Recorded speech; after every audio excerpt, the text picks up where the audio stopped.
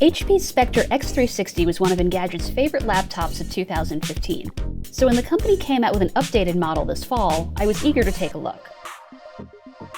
Like the original, this new edition was designed with input from Microsoft and has a 360 hinge allowing for 4 different usage modes.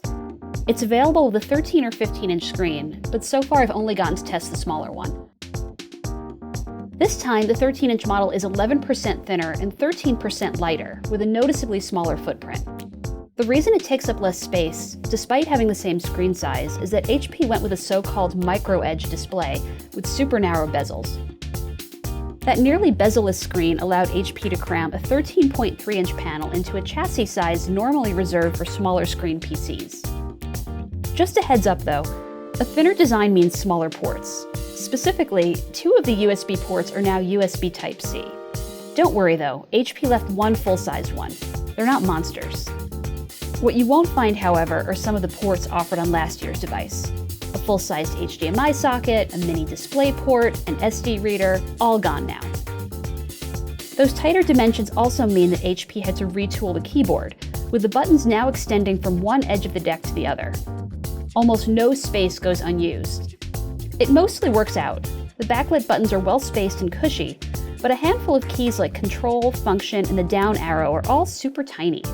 That can get annoying if you're into keyboard shortcuts. While I mostly enjoy the keyboard though, the trackpad kinda drives me nuts. It's a relatively high-friction surface, and a stubborn one too.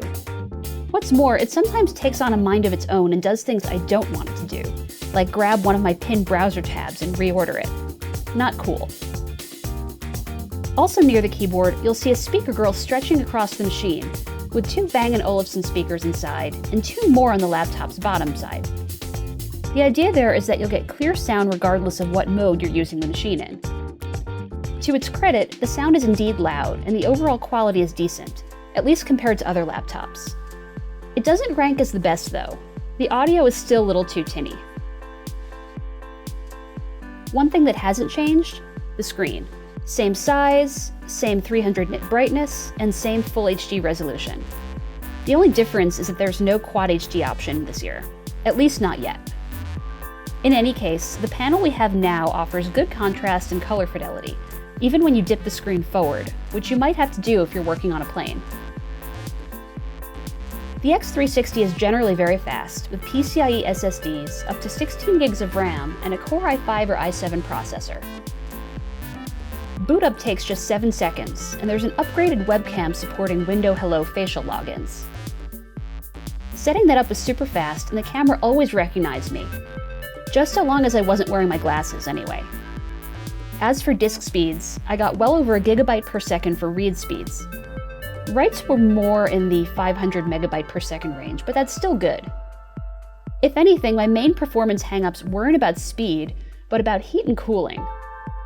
The new dual fan setup sometimes makes a lot of noise, and it doesn't even work effectively all the time.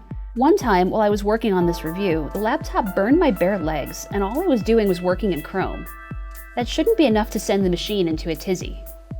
The x360 is available now starting at $1050. While I'm not sure this is as well-rounded a machine as the original, its pros still outweigh its cons. Now, if only HP could issue a touchpad fix, and stat.